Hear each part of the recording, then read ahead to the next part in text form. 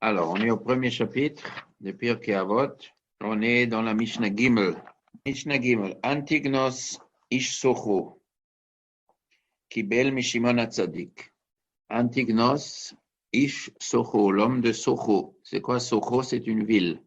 Socho, c'est une grande ville en Eretz Israël. Ish Socho, l'homme de Socho. C'est-à-dire quoi l'homme de Socho? Le maire de la ville.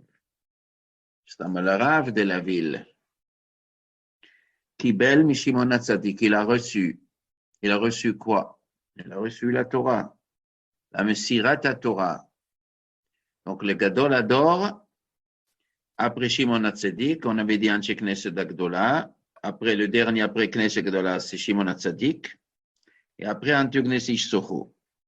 Ça veut dire, on avait dit hier, Moshe, il a reçu la Torah à Sinaï, il l'a transmis à tous les élèves, mais dans la Mishnah, on ne cite pas tous les élèves, on cite le Gadol adore. Moshe Kibel Torah Messinaï, mais Sarah le Yoshua. Yoshua était le Gadol adore. Après les Skenim, Skenim aux prophètes, les prophètes qui sont cités, qu'on a cités dans la Tanakh, jusqu'à Anshe Knesset Agdola, et on n'a pas cité leurs paroles de tous les Skenim Nevim, parce que c'est cité dans la Tanakh, on avait déjà dit. La Tanakh a déjà rapporté ce qu'ils ont dit tous les prophètes, ça y est, on n'a pas besoin de répéter, ça tu lis dans le Tanakh. Et maintenant, Pirkei Avot commence, on s'est terminé l'époque du Tanakh.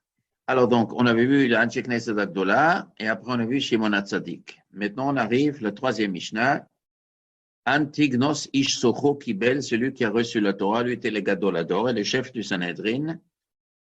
Shimon Hatzadik était le Kohen Gadol, et le chef du Sanhedrin, et aussi le représentant politique du peuple juif.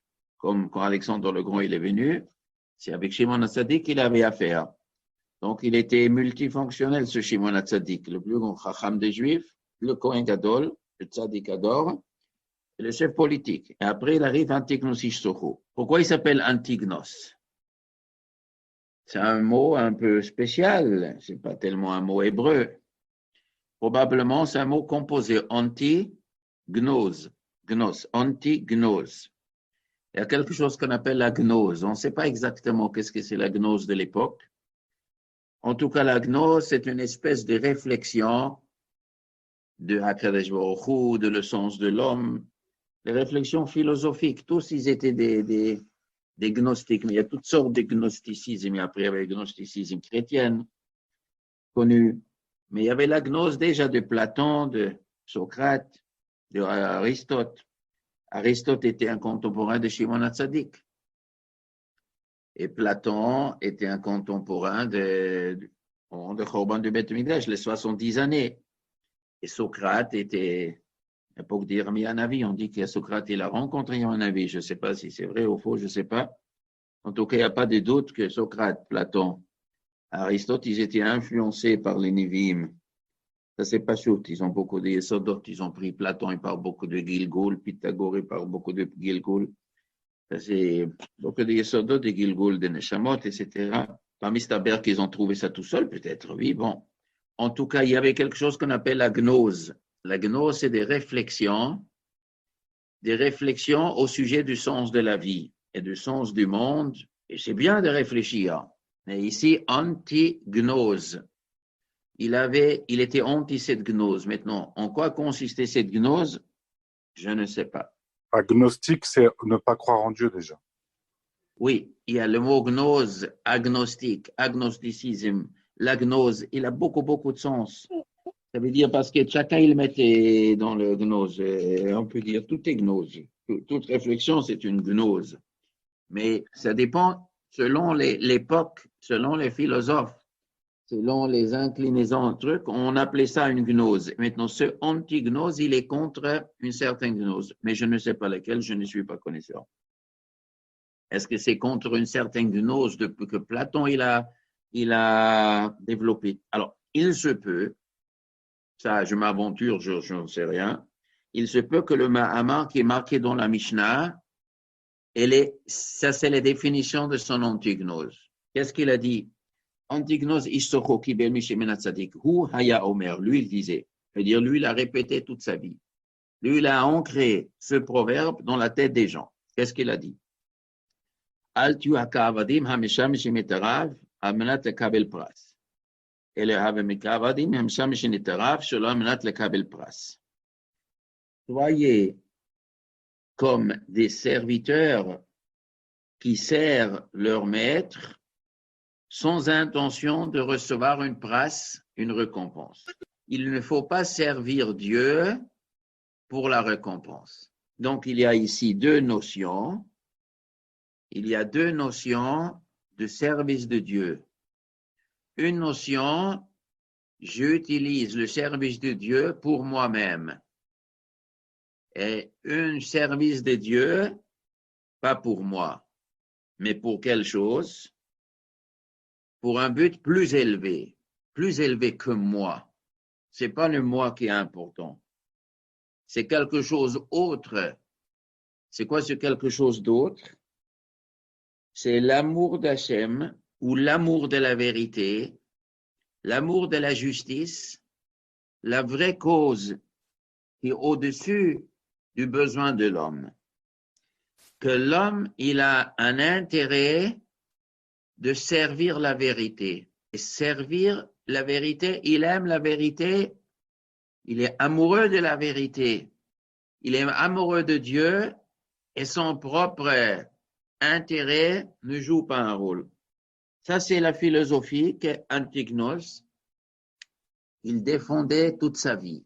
Alors, il se peut, mais ça, c'est, je ne suis pas sûr, que la gnose contre laquelle il luttait pendant sa vie, et c'est pour ça on l'appelait Antignos, c'est sûr que c'est pas quand il est né on l'appelait Antignos, c'est pas Mistaber, il avait un nom en juif sûrement, mais il est rentré dans l'histoire au nom de Antignos, il luttait contre une certaine idée qu'il voyait s'installer dans le peuple juif de sa génération. Ça veut dire qu'il a vu qu'il y a une tendance dans les gens de sa génération de servir Dieu pour leur propre intérêt. Les mitzvot, on les fait, mais je pense à moi.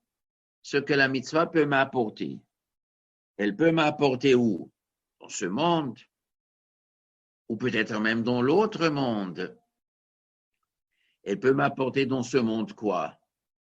Bon, la religion peut apporter beaucoup de choses dans ce monde. Elle peut apporter de l'honneur, de l'estime des gens, ou peut-être la parnassa, on peut étudier, on peut enseigner. Pour la parnassa, un métier comme un autre métier.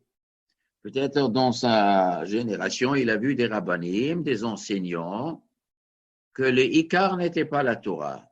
L'ikar, c'était, ils ont cherché un métier. On peut être menuisier, on peut être le cordonnier, on gagne la vie. Eh bien, on peut aussi être enseignant en Torah, on gagne la vie. Et si tu demandes à cet enseignant, est-ce que tu veux changer à être électricien, tu vas gagner plus. Eh bien oui, si tu veux gagner plus, j'échange. Parce que le but, c'est gagner. Alors là, ça, c'est pas très louable.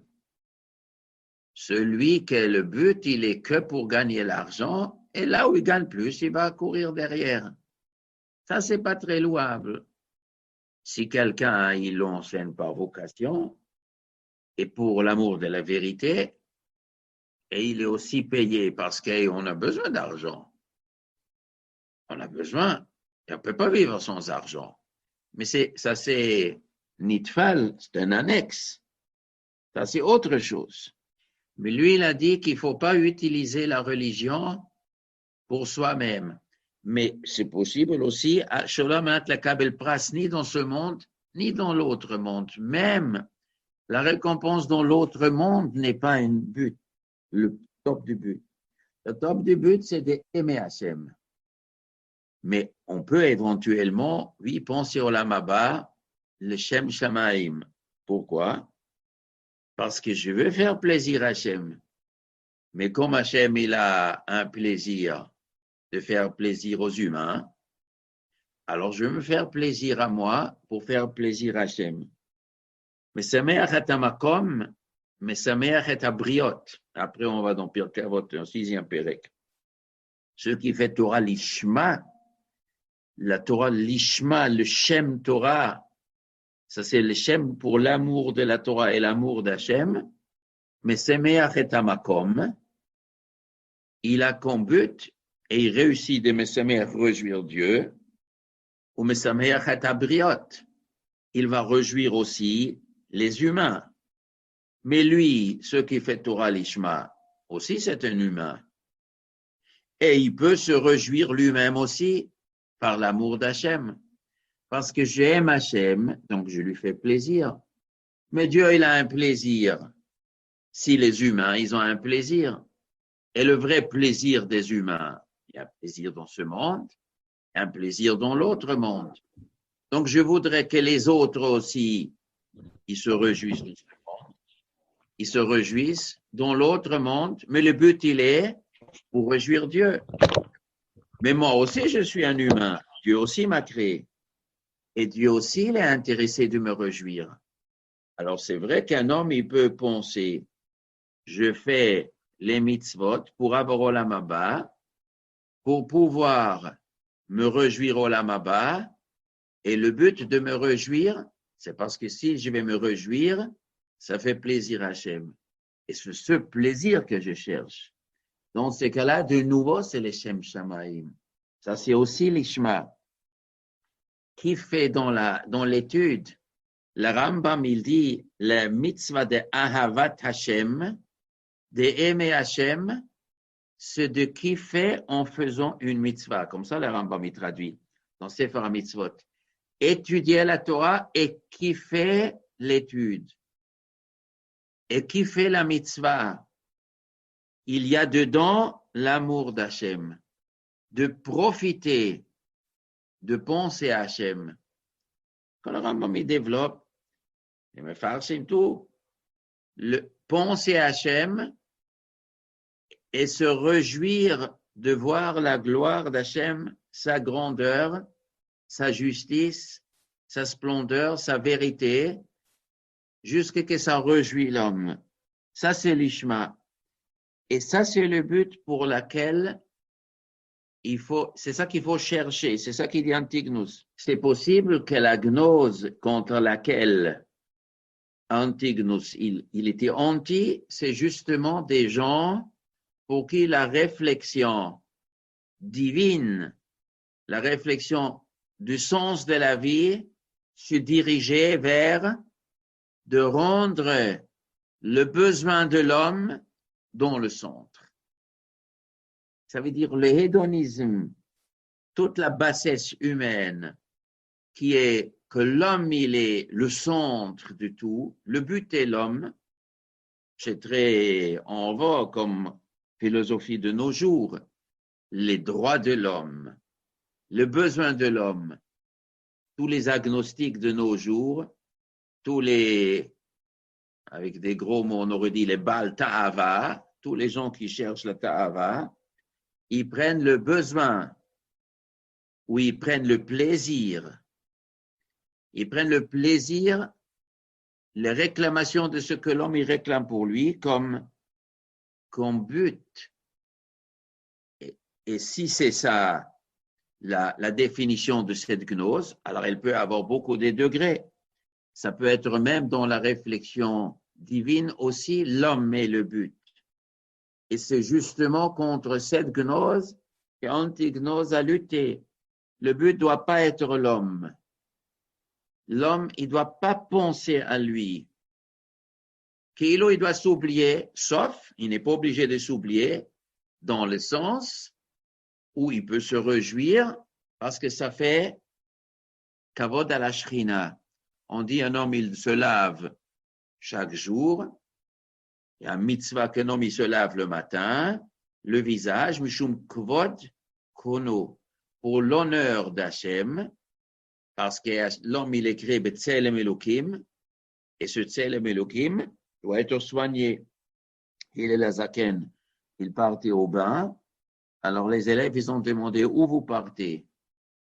Il a dit, je pars pour m'occuper d'un pauvre. Qui c'est ce pauvre, hein? Eh bien, c'est mon corps. C'est un pauvre que je dois soigner. Si je ne le soigne pas, qui va le soigner? Je dois soigner ce pauvre corps. Et le but, c'est parce que ce corps, il m'est utile pour faire les mitzvot. Mais le but, il est de faire plaisir à Hachem. Donc, ça, c'est le slogan qu'il a répété pendant sa vie. Ne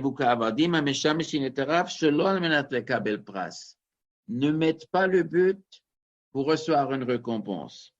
Et le deuxième, la deuxième parabole, c'est quoi? Que la crainte du ciel, il sera sur vous. Craignez Dieu. Et ça aussi, quand il est que la gnose qui était contre laquelle il se levait était justement pour dire ne crains pas Dieu. Il ne faut pas le craindre. Il n'est pas grave. Oh, il n'est pas méchant. Il croyait aussi, les philosophes grecs aussi, ils croyaient qu'il y a quelqu'un au ciel. Mais on n'a pas besoin d'avoir peur de lui. Il n'est pas terrible. C'est un copain. Tu peux le fréquenter. Comme il est ton copain. Eh ben, ça, il luttait contre sa vie. Mora Shamayim Alechem. Dieu et toi, c'est pas la même chose. C'est pas du tout la même chose. Quel yira il parle? Les Farsim disent il y a deux sortes de craintes. Il y a une crainte, la première crainte, la crainte d'une punition, de peur qui va te punir. Ça, c'est le premier degré.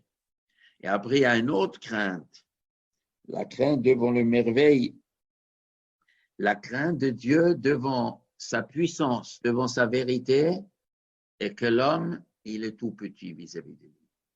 Cette modestie, peut-être pas modestie, mais cette reconnaissance de vérité que l'homme, il doit avoir, qu'il est tout petit, tout petit, ce que la Rambam explique dans le deuxième pérec des Hilchot Yesodei HaTorah, que l'homme qui voit la grandeur de Dieu, quand l'homme il est mitbonen, la grandeur de Dieu, travers la nature, et dans le Sefer Mitzvot il dit, soit travers la nature, soit travers la Torah et les mitzvot, il réfléchit, il saisit la grandeur de Dieu, tout de suite il remarque que lui il est tout petit, et tout éphémère et obscur, biria, shefela, afela, une créature très très petite vis-à-vis de ce qu'est le Boré Olam. Miyad, il dit le Rambam, nofel alav, une crainte, un respect terrible devant le Créateur. Et ça, c'est le vrai Yirat Shamayim. Ou Miyad, il dit, mit-ave, tout de suite, l'homme, il désire une ta'ava gdola avec un désir de folie, leida et tabouré, de vouloir connaître le Boré Olam. Et ici commence la mitzvah de Avat Hashem. Et ça, c'est ce qu'Antignos, il donnait comme slogan pour sa génération. Alors, la Gemara nous raconte que ce Antignos, il avait deux élèves. Un, il s'appelait M. Tzadok. Il avait beaucoup d'élèves, bien sûr, mais deux qui étaient ratés. Parmi tous les élèves qui étaient bien, il y avait deux ratés. Un Tzadok, un Baïtous. Et les paroles d'Antignos, ils l'ont interprété faux. Ils ont dit, le maître, il parle toujours de servir Dieu et de craindre Dieu, mais pas penser à la récompense. Probablement, le maître pensait qu'il n'y a pas de récompense. Et donc, ils ont développé une chita, il n'y a pas de récompense. L'homme, il est là pour faire les mitzvot. L'homme, il est là pour être le serviteur de Dieu, mais à la fin, Dieu ne récompense pas. Et cette idée, elle est archi-destructive. Alors, ils ont, entre guillemets, pété un plan, ils ont nié la Torah. Donc, ils ont dit, il y a quelque chose d'injuste, ça ne sert à rien de faire des mitzvot. On n'a pas récompensé, ça ne nous intéresse plus. Ils ont dit, on veut plus la Torah. Et le Rambam, comme le Rambam dit, ils ont nié la Torah écrite et la Torah orale. Les deux, ils ont nié. Ils ont dit on va se détacher de tout le judaïsme, mais on ne peut pas le faire d'un coup. On ne peut pas se rébeller d'un coup contre tout le système. Alors ils ont dit on va nier la Torah orale, on va garder la Torah écrite. Comme ça, doucement, comme tous les gens contre Hashem, ils quittent la Torah, mais ils ne peuvent pas sortir de l'environnement dans lequel ils se trouvent. On commence doucement, doucement. Mais en vérité, les vrais chefs, Tzadok Obayit, aussi dit le Rambam dans Pirush Mishnayot, en vérité, ils ne croyaient ni à la Torah Shebirtav, ni à la Torah Shebalpé. Pourquoi Antignos, il n'a pas fait attention que les élèves ne se trompent pas?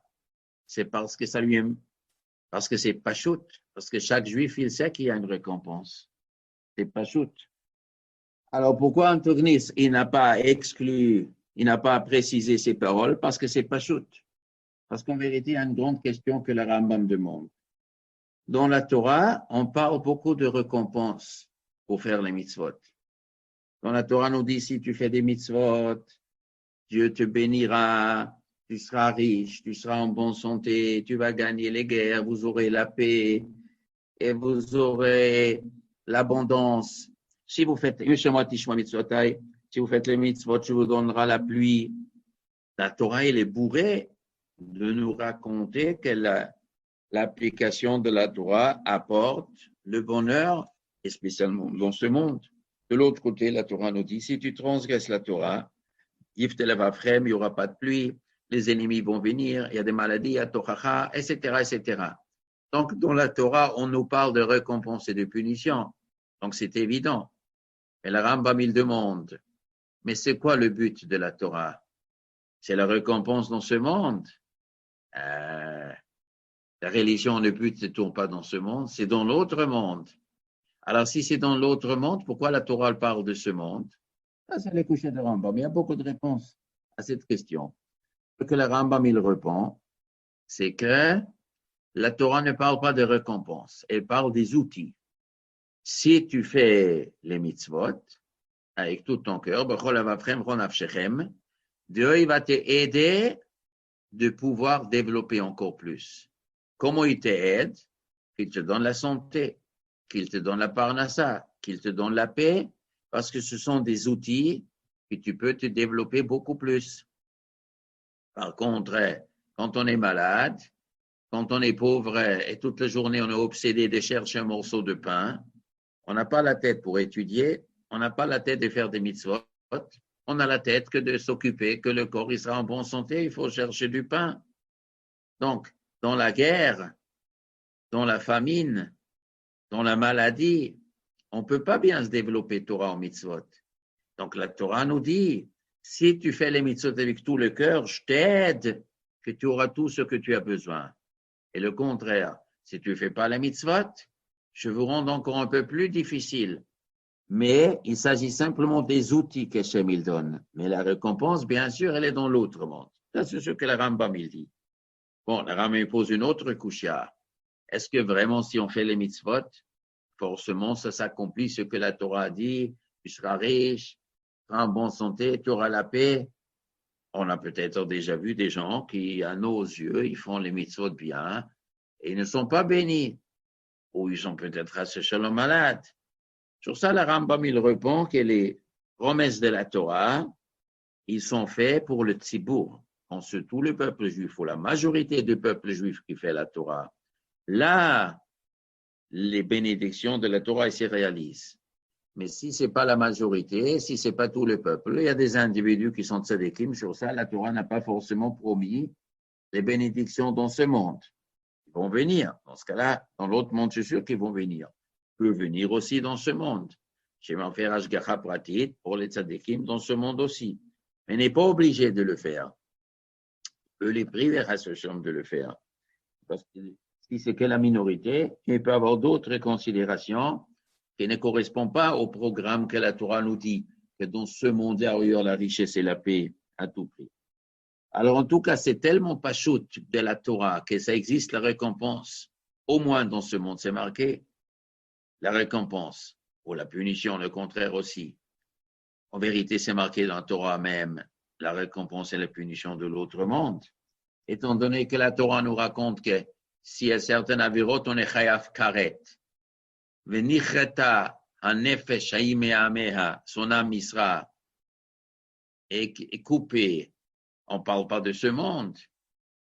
Dans ce monde-là, tzadikim, rechaim, comme il dit Kohelet, tous ils meurent à un moment. Il n'y a pas de différence dans le tzadik et le racha, à 60, 70 ans, 80, 90 ans, un peu plus, un peu moins, 100 ans, bon. Mais les badaïs, que quand la Torah nous dit l'âme sera retranchée, il s'agit dans l'autre monde. Donc, ce qui fait les mitzvot, son âme sera attachée. Donc, évidemment, il y a le là-bas. C'est tellement pas chouette qu'en vérité, Antigonus n'était pas obligé de le dire. Ça s'entendait tout seul. Le contraire, les gens, ils le faisaient que pour leur récompense. Donc, lui est venu lutter contre ça. Mais Tzadokobaïtus, il ne voulait pas la Torah. Et quand un homme il ne veut pas quelque chose, et il cherche où s'accrocher dans les paroles d'un maître, il trouvera.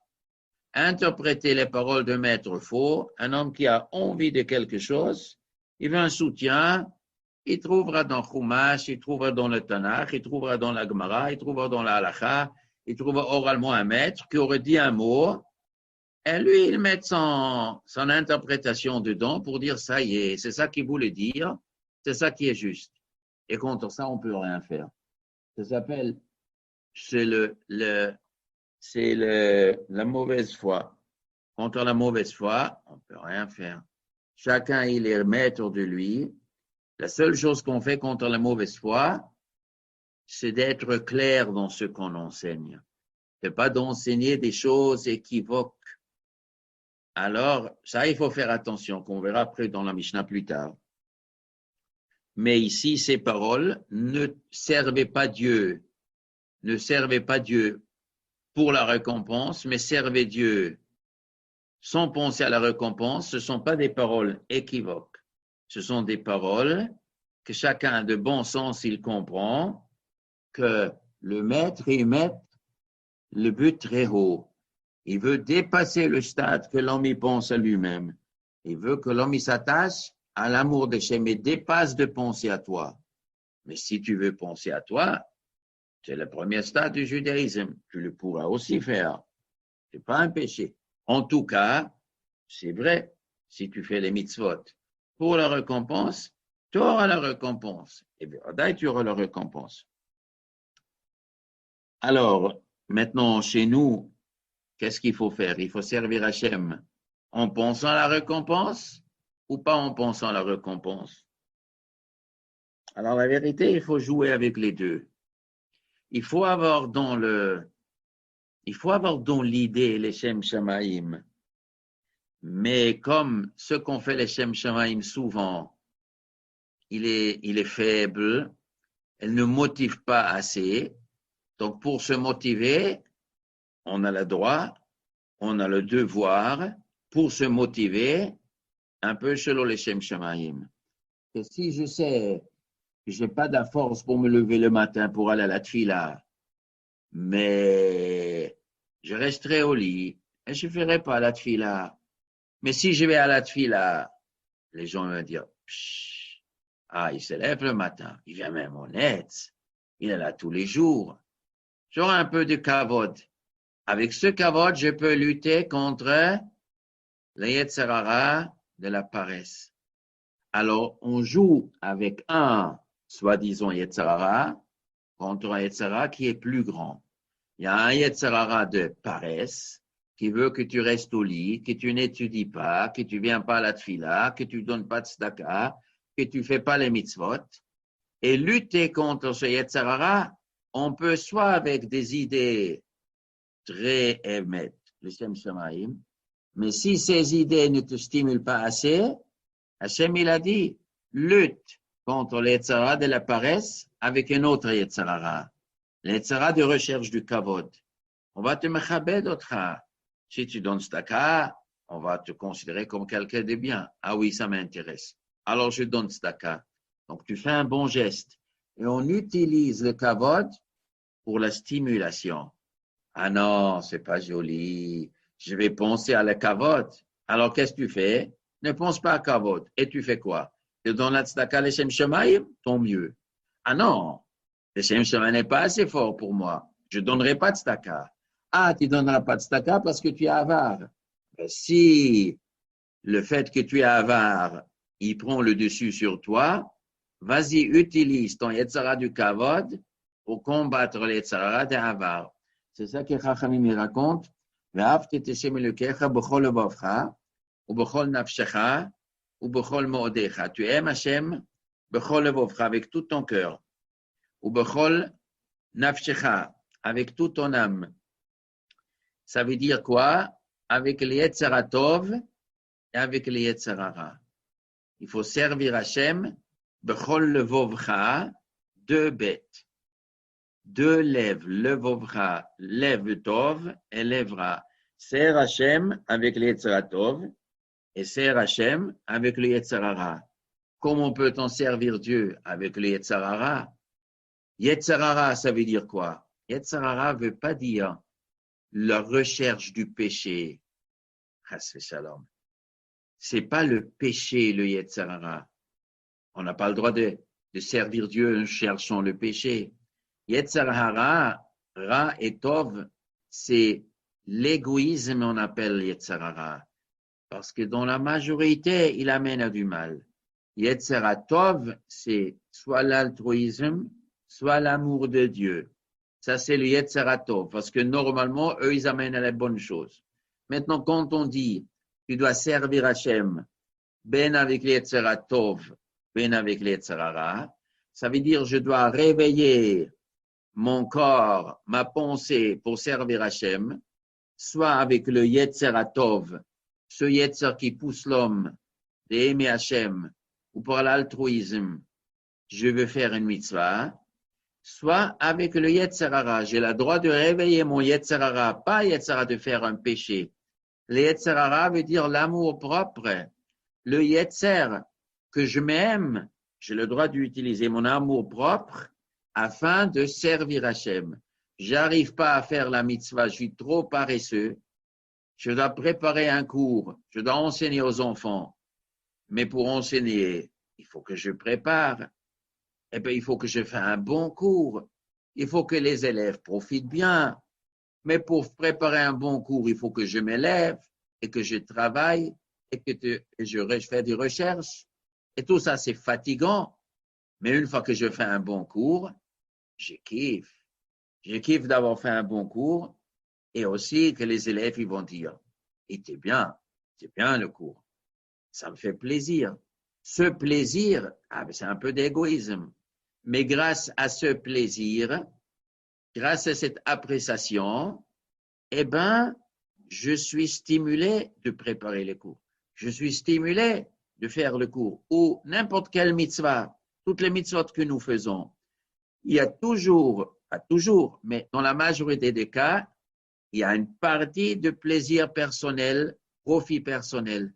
Mais tu dois l'utiliser si tu as besoin pour faire les mitzvot. Comme il dit le Rambam, aux enfants, tu dis à un enfant, fais une mitzvah, et tu dis, il veut pas. Tu dis, je te donne un bonbon. Ah oui, pour un bonbon, il fait. Quand il sera plus grand, il faut pas un bonbon. Il faut déjà acheter une trottinette. Si tu connais Masechet Bava Metzia, je t'achète une trottinette. Ah oui, alors là, il étudie. Il dit le Rambam, on a le droit de le faire. Parce que l'enfant n'est pas encore dans la madriga de faire tout par l'amour d'Hachem. Donc, tu réveilles chez lui le Yetzara dans le sens de son profit, qu'on appelle ton propre profit Yetzara. Tu sers Hachem avec ton Yetzara afin que tu puisses lutter contre un Yetzara plus grand. Ou par exemple, la boucha. Un homme ne veut pas avoir honte. Hachem, il a créé la honte. Je me gêne de faire ça. C'est un garde-fou. Si l'homme n'avait pas eu honte, il aurait, je sais pas, il aurait pu marcher sans habit dans la rue. Mais Hachem, il a créé la honte. Je peux pas faire ça. Adam Arishon, il dit, j'ai pas d'habit. Je me sens, j'ai honteux. C'est mon kavod. Il a besoin, les habits s'appellent le kavod de l'homme. Alors, un homme qui dit, Ah non, je ne veux pas servir Dieu pour mon honneur. Boucha, la honte, je m'en fous de la honte. Tu t'en fous de la honte? Ouh là là, si tu t'en fous de la honte, il est capable de faire les pires des péchés. On dit que Kol mi she'eno lo b'mikra, velo b'mishna, velo b'talmud, velo b'derech eretz, il n'est pas sous les doutes. Un homme qui s'intéresse ni à la Torah écrite, ni à la Torah orale, ve'eno b'derech eretz, et il n'a pas le savoir-vivre, il n'a pas de savoir-vivre. Il y a plusieurs pshatim là-bas. Il ne travaille pas travailler, pas savoir apprécier la valeur de l'argent, comment c'est difficile de gagner l'argent net. Il est capable de mentir. Mais la Gemara développe plus cette idée. Elle dit un homme qui marche dans la rue sans habit, il n'est pas sous les doutes parce qu'il n'a pas d'honneur de lui-même. S'il n'a pas de l'honneur de lui-même, il est capable demain de devenir un faux témoin. Parce que le faux témoin, on peut gagner beaucoup d'argent d'être un faux témoin. C'est un super métier. Être un faux témoin, raconter des bobards sur des gens, on est bien payé pour ça. C'est un bon métier. Alors, il faut lutter contre ça, soit par Yirat Shamayim, soit par, comme dit la Gemara Shavuot, c'est une honte d'être un faux témoin. C'est honteux. Les gens, ils vont te mépriser. On dit aux témoins, les gens, si vous montez, vous sachez que les gens, ils vont vous mépriser. Vous êtes les derniers des derniers. Les gens, ils vont vous prendre pour Alors non, ça, je ne veux pas. Je respecte mon honneur.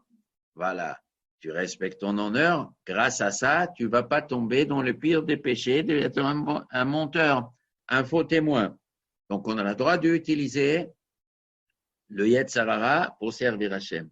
Ce sont des moyens stratégiques de combattre le Yetzer Hara. Mais le but du but, c'est l'amour d'Hachem. C'est l'amour de la vérité et la vraie crainte d'Hachem devant Dieu qui est 1000 millions, milliards fois plus fort et plus intelligent et plus éternel. Et c'est magnifique. Et toi, tu es tout petit. Servir de pouvoir faire plaisir à lui, ça c'est le top du top. Et c'est ça qu'Antignos il a dit, il faut rechercher ça. C'est ça qu'il faut chercher. Yossi ben Yoezer. Alors on continue. Yossi ben Yoezer ish tzerida, Yossi ben Yochanan ish Yerushalayim kiblu mehem. Donc les deux Gdolei Hador, Yossi ben Yoezer ish tzerida. Tzerida aussi c'est une ville qui s'appelle Tzerida. Donc il est né, où il a œuvré, il était le rav de la ville Tzerida. Yossi ben Yochanan ish Yerushalayim kiblu mehem. Donc eux ils étaient le chef du Sanhedrin. Alors ici il y en a deux. Avant il y avait un Shimon HaTzadik, Antignos ish Socho. C'était un Gadolador, un Gadolador. Maintenant d'un coup il y en a deux.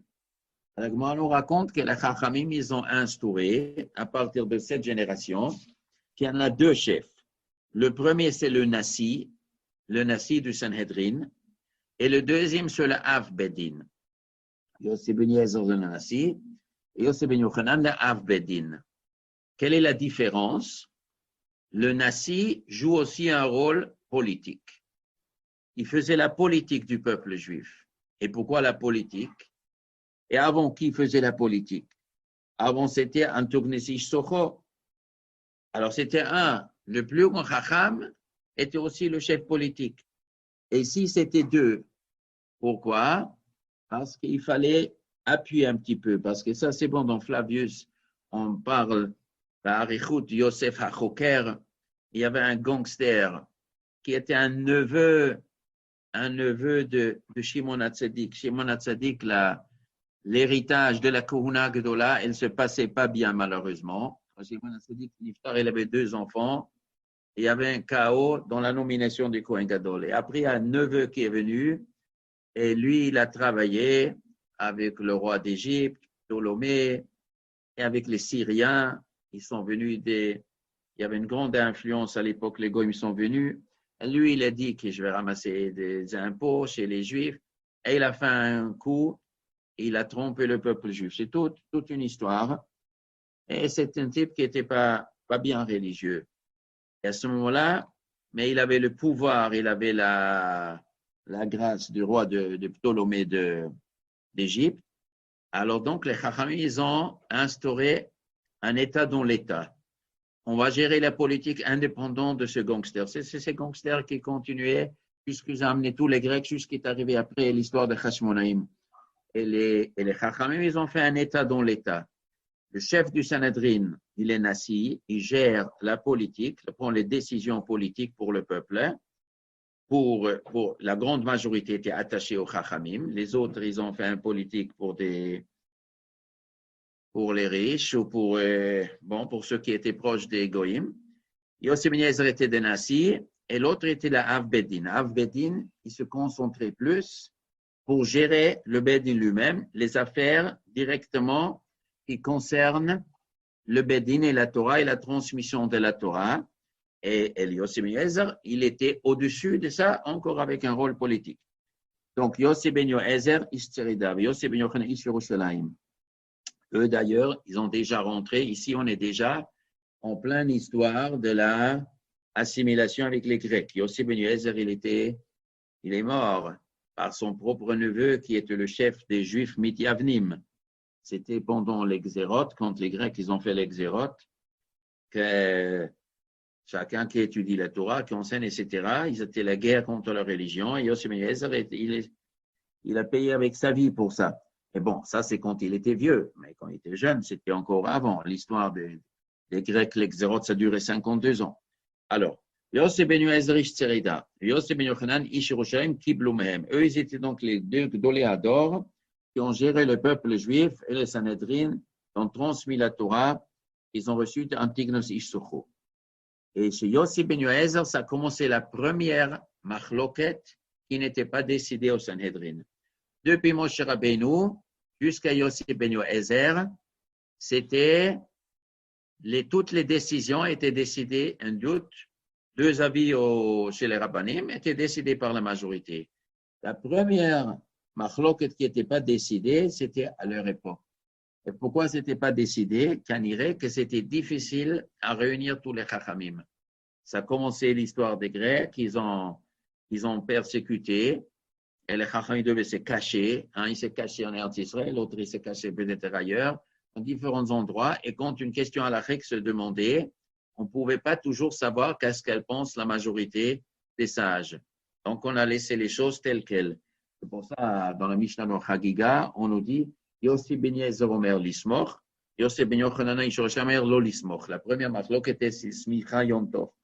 Est-ce que quand on apporte un korban au Beth Mikdash Yom Tov, normalement un korban, il faut appuyer la main dessus, Samachet Yado al Rosh Hapar. Est-ce que Yom Tov, on a le droit d'appuyer la main? Parce qu'il y avait une vieille xéra de Chachamim de ne pas s'appuyer sur un animal. On n'a pas le droit de monter sur un arbre. On n'a pas le droit de chevaucher sur un animal, de peur que quand on voyait sur l'animal, on voudrait faire avancer l'animal et on risque d'arracher une petite branche d'un arbre pour faire de ça un petit fouet. Et à cause de ça, ils ont interdit de ne pas chevaucher. Et donc, cette xéra, c'est une vieille xéra. Maintenant, la question, elle est au Beth Amikdash. Pour la mitzvah de Smicha, mettre la main dessus, donc il est Mishtamesh Bebalechaim, est-ce que c'est permis? Il ne faut pas associer à Machloket et les Chachamim n'étaient pas capables de trancher. Et il n'y avait pas de majorité qui disait comme ça, on ne savait pas cette halakha, et c'était difficile à réunir tous les Chachamim. Alors, Yossi Ben Yezer Istreda, la Gemara appelle, c'est le dernier Ish HaEshkolot. L'homme Eshkolot. Ish Shehakolvu. Il avait tout. Toute la Torah, toute la Tzidkut, toute la Kedusha, toute la Chokhmah, tout était englobé dans cet homme. C'est le dernier des Ish Eshkolot. Depuis Moshe Rabbeinu, tous les Shoftim, tous les Chachamim, les grands, ils étaient toujours des Ish Eshkolot, ils avaient toujours tout. À lui, c'est le dernier. Après lui, ça manquait déjà. Alors, Kiblu Mehem, Yossi Ben Yezer Ish Tzerida Omer. Donc, quel était le proverbe que lui, il a martelé pendant toute sa vie? Yei Beitra Betvad Chachamim. Que ta maison sera toujours une maison de réunion pour les Chachamim. Pourquoi lui, il a martelé ça? C'est parce que dans sa génération, les Chachamim, on a commencé à les persécuter, à les chasser.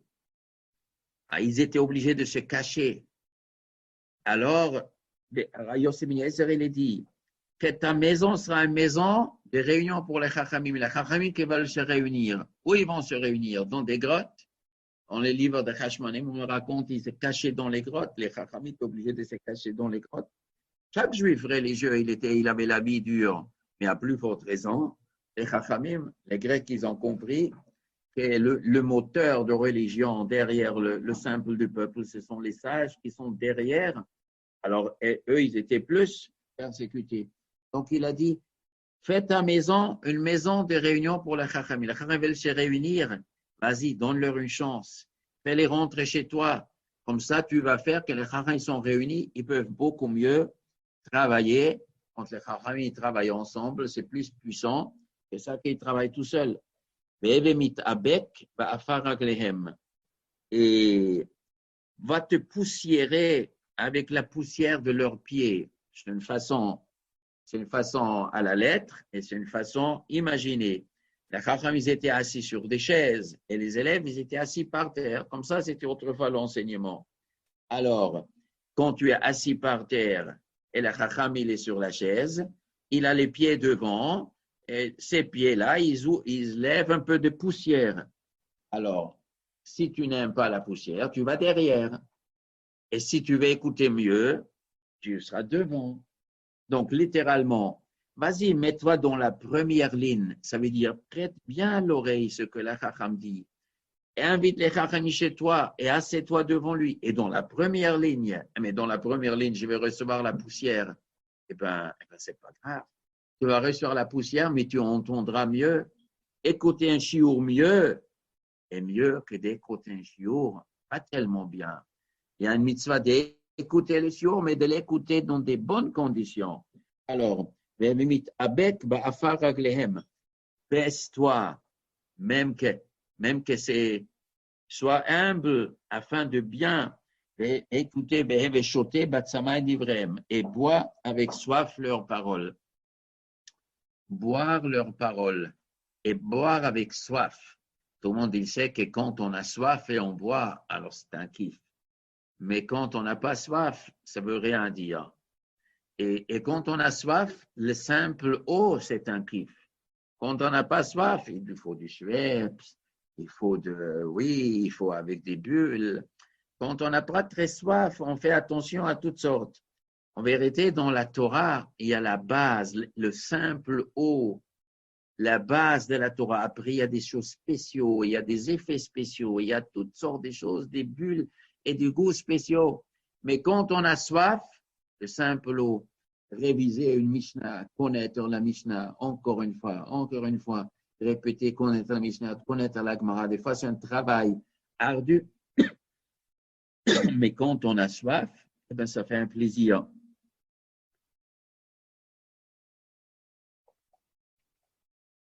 Alors ça, c'est le yesod. Boire leurs paroles avec soif.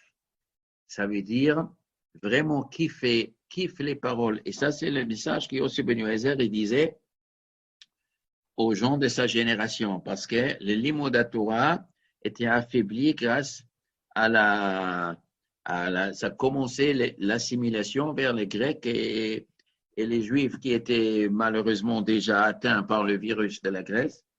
Ils ont travaillé pour affaiblir Yossi Ben Yochanan.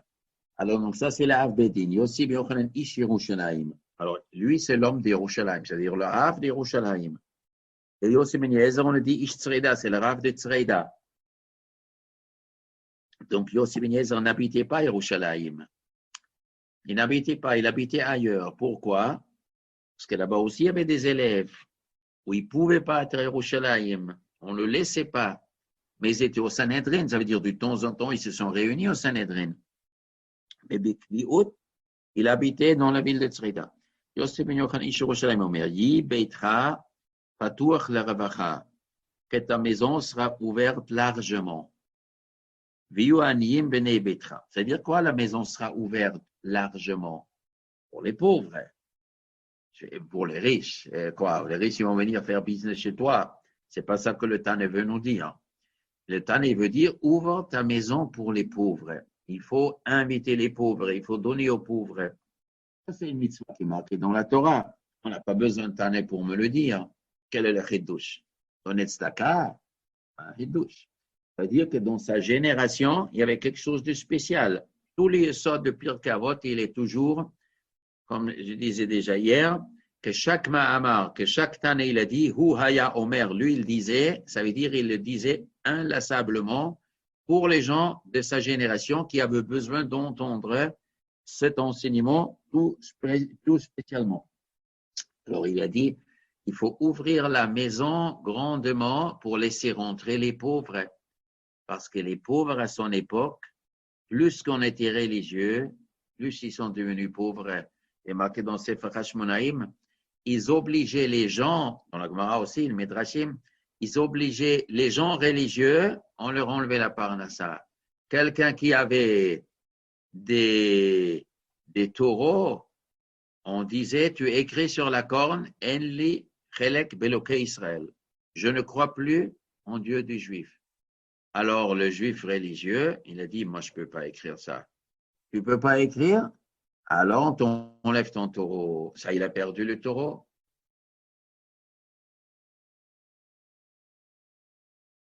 Chaque shrek, ils ont trouvé un moyen pour priver le juif religieux de sa parnassa. Donc, ils se sont tout le temps appauvris. Donc, lui, il a dit, ouvre ta maison si toi, tu es encore riche, on ne t'a pas encore enlevé ton argent, tu as encore la possibilité. Ouvre ta maison pour les pauvres, parce qu'aujourd'hui, les pauvres, c'est une question de continuation. Il y a beaucoup de pauvres et des gens bien, des pauvres qui sont bien. Viu ani bnei betra. Et prends des pauvres pour bnei betra, comme ta famille. Ça veut dire engage, tu as besoin. À la maison, femme de ménage, prends pas une femme de ménage de notre culture. Prends un pauvre, donne aux pauvres de la parnassa. Et ne parle pas trop avec la femme. Alors, qu'on dirait qu'ici, il y avait une influence qui venait, quand on commençait à parler, je ne sais pas, est-ce que c'est du féminisme de l'époque, ça commençait en culture, on parle avec la femme, et alors, et à la fin, on ne va pas au Beth Midrash, on parle.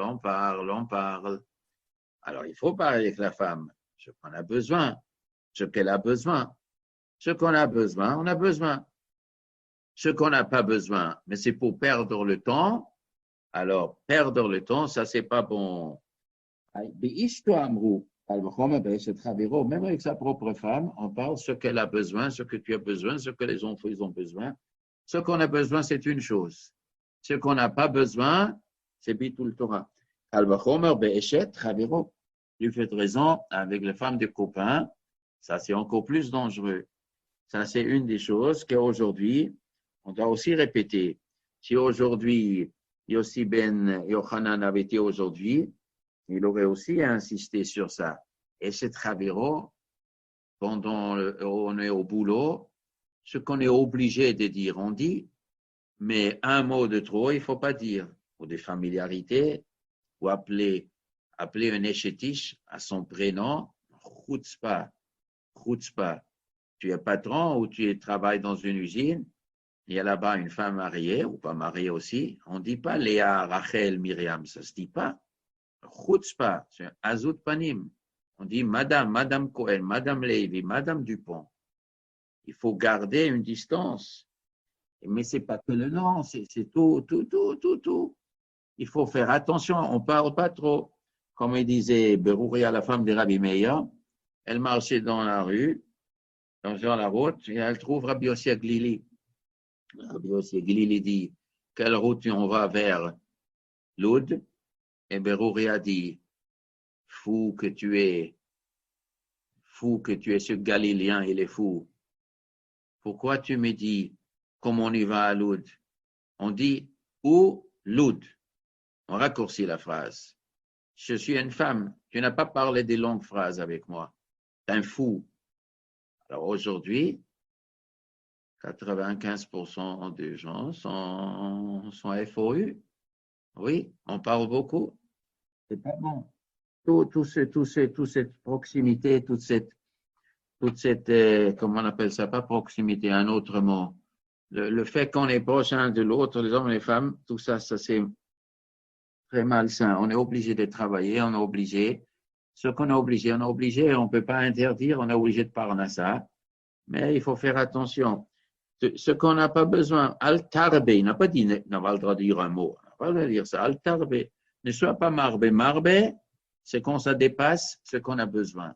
Ou que ça devient familier.